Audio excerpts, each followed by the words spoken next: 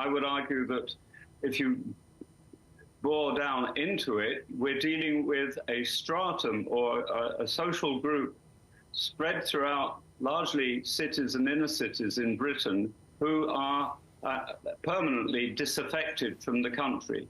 These are people who experience all sorts of forms of social deprivation and problems with housing and health and education. And they are, especially when they're youngish males who feel deeply disaffected with their future and have lost hopes of conventional ways of rising in society, are easy to seduce into picking scapegoats, easy targets to explain their real sense of despair. Well, that's certainly a narrative that has been pushed for some time by politicians on the right of politics, even though generally speaking they don't like to get into questions of class when it comes to the distribution of wealth in this country.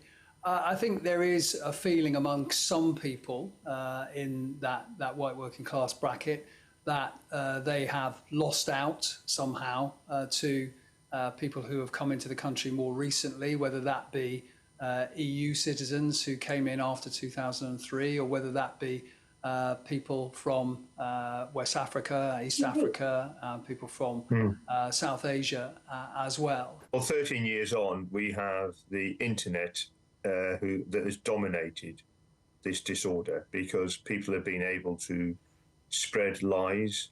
We have a euphemism of misinformation, but effectively it's lies.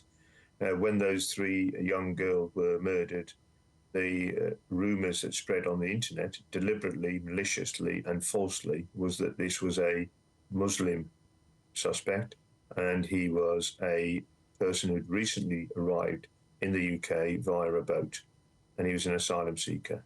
All of that information was incorrect. It was somebody who was born in this country. It was somebody who was from a Christian family. And the reality was that the far right, and I think Tim's point there around Islamophobia is very, very pertinent, because one of these triggers to try and get the far right supporters out in their masses.